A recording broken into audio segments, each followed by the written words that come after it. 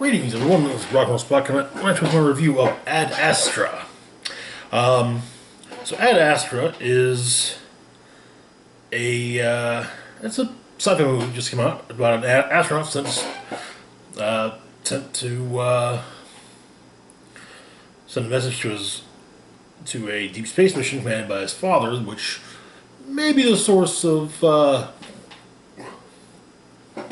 some cosmic storms that are affecting the Earth. Quick take on it. It's an interesting, character-driven sci-fi drama with some minor bumps. Cast of note, we've got Brad Pitt as Major Roy McBride, a second-generation astronaut who has made a point of trying to follow his footsteps while also trying to distinguish himself from his father. It's that awkward balance. He went into the exact same field that his father did, but at the same time, he's also trying to,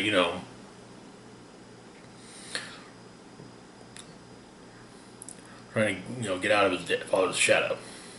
Tommy Lee Jones is Dr. H. Clifford McBride, Roy's father. He's a scientist and astronaut in command of the Lima Project, whose mission was to survey. To go into to the edge of the solar system and basically analyze other planets outside of our solar system for intelligent life.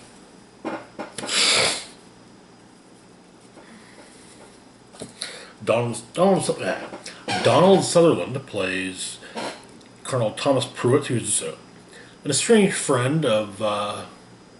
An estranged but longtime friend of Dr. McBride's. Space Command sends him with Roy as an observer. Ruth Nega is Helen Lantos, she's the director of the Mars facility in the film, and also a native-born Martian. Her parents, it turns out, were also part of the Lima Project.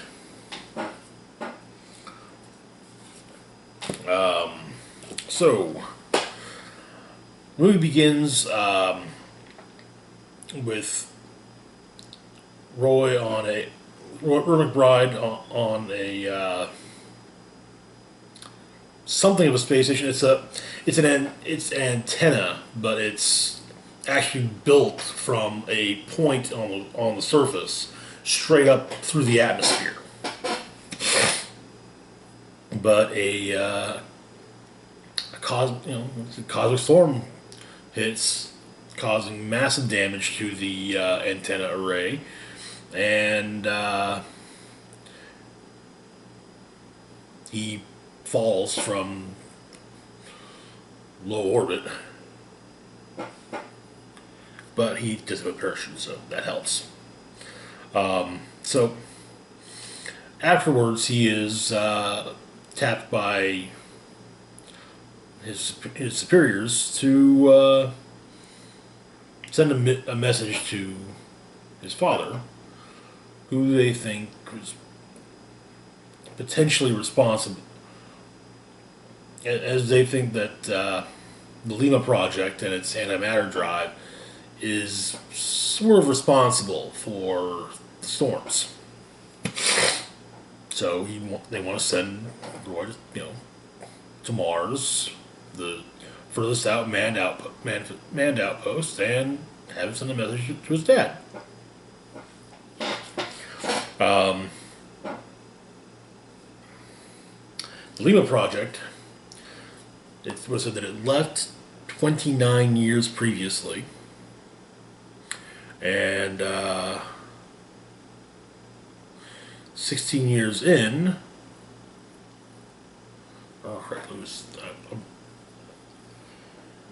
it went missing. So now the trip from Earth to Mars. First, go to the moon. And then they have to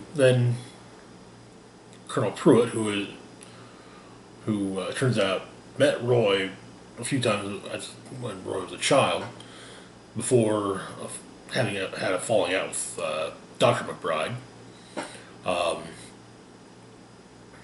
He's being sent along as an observer, and but him and Roy have to basically ride in the moon buggy through what's referred to as no man's land,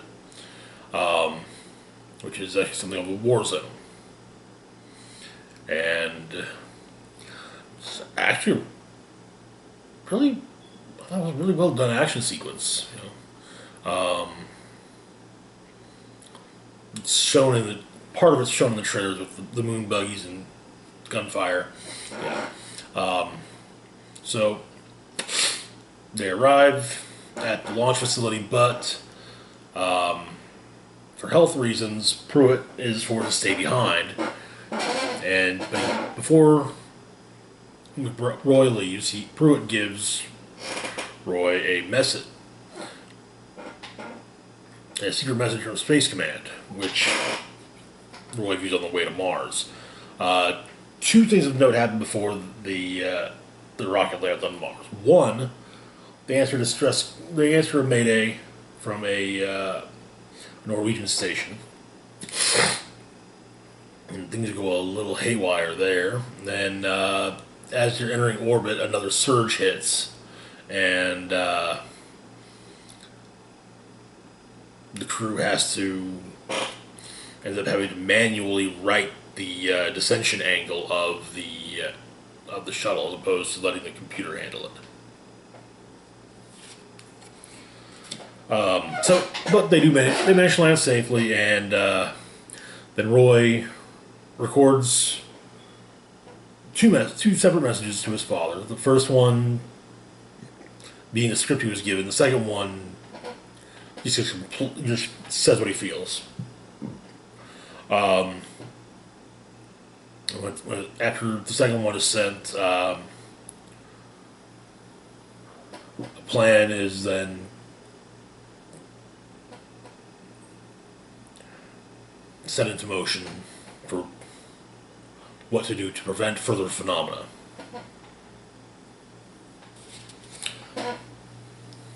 And yes, we do see the plan we can put into effect. Okay, so the ups and downs of the movie. I thought there were some interesting sci-fi concepts in here. It didn't.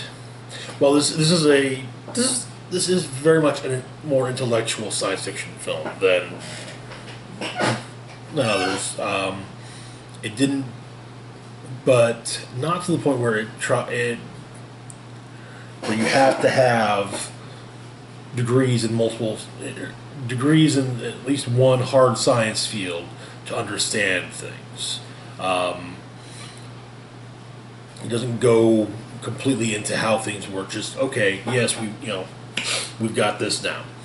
And with being set in the near future, space shuttles still kind of go the same way they do now with the boosters that detach. To help leave the create escape velocity. Also the antimatter drive I thought was a pretty interesting concept too.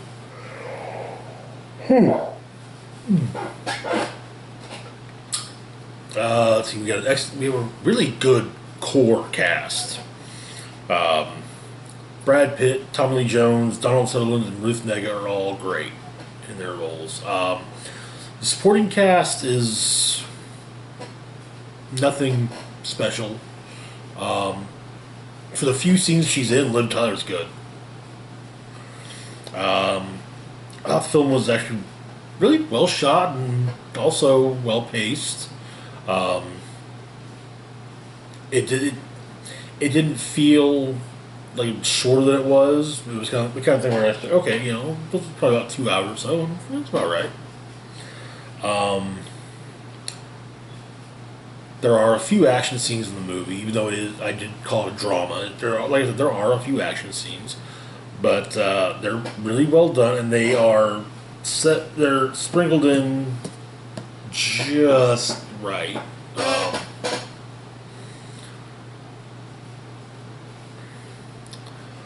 On the downside, the biggest complaint I've got is that I kind of feel like Donald Sutherland was underused because Colonel Pruitt, his character, basically got the whole okay. He can't continue from the moon to Mars. Okay, and before the shuttle leaves to Mars, they get an update. Oh, he's going into surgery. That's the last we hear of the character for the entire movie.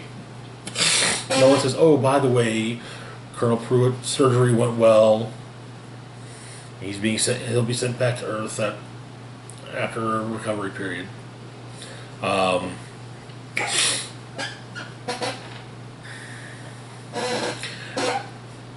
No, it's just no. No, he's going to have emergency surgery. That's all. That's it. That's the last we hear. Also, I I thought she was good. I still think Liv Tyler's also kind of underused. She's got a few bits of dialogue via messages. Yeah, I don't think there's actually a scene in the movie where we hear her speak, and it's not supposed to be a recording that Brad Pitt's watching.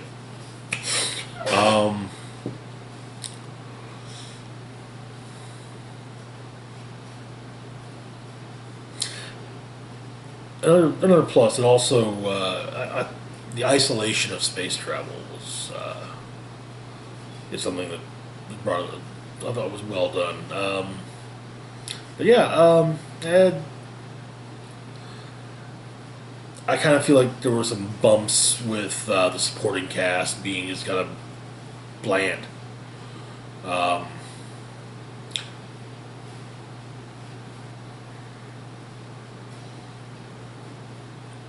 So, yeah. But overall, I think it was an interesting character-driven sci-fi drama that's got great cast, believable designs and concepts, and a solid script. Definitely worth a watch, and I'd say rating a 3.5 out of 5. It's definitely not a 4. It's definitely not a 4. But it's also definitely, a little more than average. Anyway, as always, feel free to like, share, and subscribe. Links to my Facebook, Twitter, Patreon, and PayPal can be found in the description box down below. We'll be putting up a review of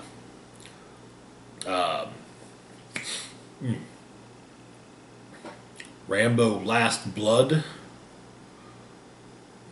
later on. This is Rock'n'Roll Spock signing off, saying live long and rock hard.